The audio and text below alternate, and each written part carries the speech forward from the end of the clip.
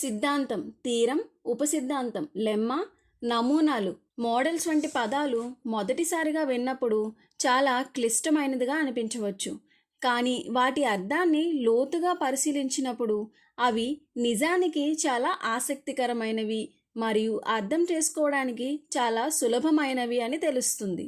సిద్ధాంతం అనేది ఒక గణిత సత్యం. ఇది తార్కికంగా నిరూపించబడుతుంది. సూర్యుడు తూర్పున ఉదయిస్తాడు అనే వాస్తవంలా కాకుండా సిద్ధాంతం అనేది దశల వారీగా నిరూపించబడే విషయం.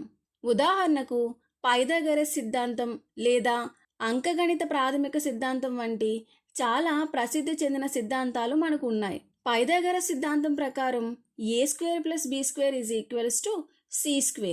ఇప్పుడు ఎవరైనా వచ్చి a²+b² = c³ అని చెబితే మీరు ఎవరిని నమ్ముతారు? సరైన నిరూపణ చూపించిన వ్యక్తినే నమ్ముతారు కదా. అందుకే సిద్ధాంతాలను కేవలం అంగీకరించకుండా వాటిని మనం నిరూపించాలి. ఈరోజు మనం చూడబోయే సిద్ధాంతం ఏమిటంటే p అనేది ఒక ప్రధాన సంఖ్య మరియు a ఒక ధనపూర్ణ సంఖ్య అయితే a²ను p నిశ్శేషంగా భాగిస్తే aను కూడా p నిశ్శేషంగా భాగిస్తుంది. దీన్ని అర్థం చేసుకుందాం. a²ను p నిశ్శేషంగా భాగిస్తే ఈ సిద్ధాంతం ప్రకారం aను కూడా p నిశ్శేషంగా భాగించాలి. ఇది మీకు స్పష్టంగా కనిపించవచ్చు. ఎందుకంటే ఇక్కడ మనకి a²ను p భాగించాలి అంటే ఏమవుతుంది? a × a / p. అలాగే ఇక్కడ ఏమవుతుంది? a / p. ఇక్కడ చూసినట్లయితే 2 aలను గుణించినప్పుడు వచ్చిన సంఖ్యను p భాగిస్తే ఒక aను కూడా p భాగించాలి కదా అనిపించవచ్చు. కానీ ఇది ఎల్లప్పుడూ నిజం కాదు. అది ఎందుకో ఒకసారి ఒక ఉదాహరణతో చూద్దాం. ఉదాహరణకు p = 4, a = 2 అనుకుందాం. అప్పుడు మనకి ఇదేమవుతుంది? 2 × 2 / 4 అంటే ఎంత? 4/4. ఇక్కడ మనకి a²ను p అనేది భాగిస్తుంది. ఇప్పుడు a/p చూద్దాం. అంటే ఎంత అవుతుంది? 2/4. ఇక్కడ 2/4ను చూస్తే aను p అనేది భాగించట్లేదు, 2ను a భాగించట్లేదు. అంటే ఏంటి? ఇక్కడ 4 అనేది a²ని భాగిస్తుంది కాబట్టి ఇది సత్యం. అంటే 4/4 అనేది సత్యం. కానీ 2ను 4 అనేది భాగించట్లేదు కాబట్టి 2/4 అనేది అసత్యం. ఇక్కడ ఎందుకు ఇలా జరిగింది అని ఆలోచిస్తే ఒక ముఖ్యమైన విషయం ఏమిటంటే p అనేది తప్పనిసరిగా మనకి ప్రధాన సంఖ్య అయి ఉండాలి. అప్పుడు మాత్రమే ఈ సిద్ధాంతం వర్తిస్తుంది.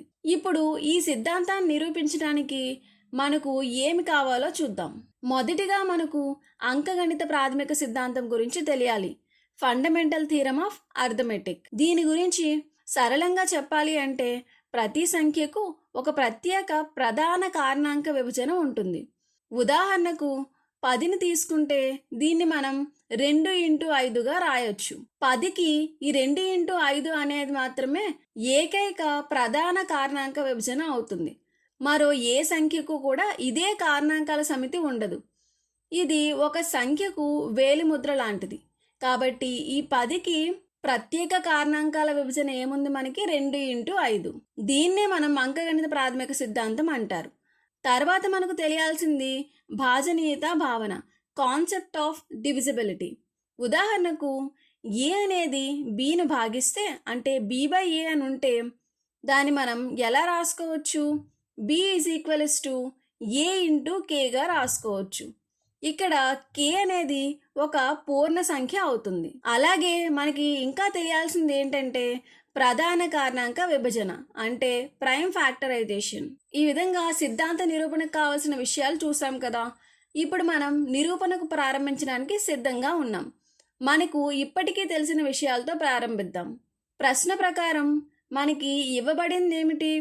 p అనేది ఒక ప్రధాన సంఖ్య మరియు p a²ను నిశ్శేషంగా భాగిస్తుంది. అలాగే a అనేది ఒక ధనపూర్ణ సంఖ్య. ఈ విధంగా మనకి ఇవ్వబడినవి రాసుకున్నాం. ఇప్పుడు మనం ఏం నిరూపించాలో కూడా చూద్దాం. అంటే లక్ష్యం ఏమిటి? aను p నిశ్శేషంగా భాగిస్తుంది అని నిరూపించాలి. ఇప్పుడు ఈ నిరూపణ చేయడానికి కొన్ని దశలను చూద్దాం. వీటిలో మొదటి దశ ఏను దాని ప్రధాన కారణాంకాల రూపంలో రాద్దాం అనుకుందాం. అంటే ఏమవుతుంది? A is equals to r1 whole to the power of S into r2 whole to the power of T into and so on into rn whole to the power of Z. ఇక్కడ r1 r2 and so on rn అనేవి అన్నీ కూడా ప్రధాన సంఖ్యలు. ఉదాహరణకు మనం 20ని తీసుకున్నాం అనుకోండి. దాన్ని ఎలా రాసుకోవచ్చు? 2 ఇంటూ 2 ఇంటూ 5 అని రాసుకోవచ్చు. దీన్ని ఘాతాల రూపంలో రాసినప్పుడు ఇక్కడ 2 సార్లు ఉంది కాబట్టి ఏమవుతుంది? 2 to the power of 2 into 5 to the power of 1. ఈ విధంగా మనం ఏను అంటే ఇచ్చిన సంఖ్యను ప్రధాన కారణాంకాల లబ్దంగా రాయవచ్చు. ఇక్కడ చూసినట్లయితే ప్రతి ప్రధాన కారణాంకం కూడా 2 సార్లు గుణించబడింది. అంటే ప్రధాన కారణాంకాలు కొన్నిసార్లు పునరావృతం కూడా కావచ్చు. రెండవ దశ, దీనిలో మనం ఏ స్క్వేర్ను కనుగొందాం. అంటే ఏం చేయాలి? ఏను మనం 2 సార్లు గుణించాలి. అంటే ఏమవుతుంది? A square is equals to r1 whole to the power of 2 సార్లు గుణిస్తున్నాం కాబట్టి ఇది 2s అవుతుంది into r2 whole to the power of 2t into and so on rn whole to the power of 2z. ఇక్కడ r1 r2 rn అనేవి మనకి ప్రధాన సంఖ్యలే. దీన్ని ఇంకో విధంగా ఎలా రాయవచ్చు అంటే a ఇంటూ a చేస్తే మనకి r1 whole to the power of s into r1 whole to the power of s into మళ్ళా 2 సార్లు గుణిస్తున్నాం కాబట్టి r2 whole to the power of t into r2 whole to the power of t and so on. ఈ విధంగా మనం రెండవ దశలో ఏ స్క్వేర్ని కనుగొన్నాం. ఇప్పుడు మూడవ దశ చూద్దాం. ఇది ముఖ్యమైన దశ. ప్రశ్న ప్రకారం మనకి ఏమిచ్చారు?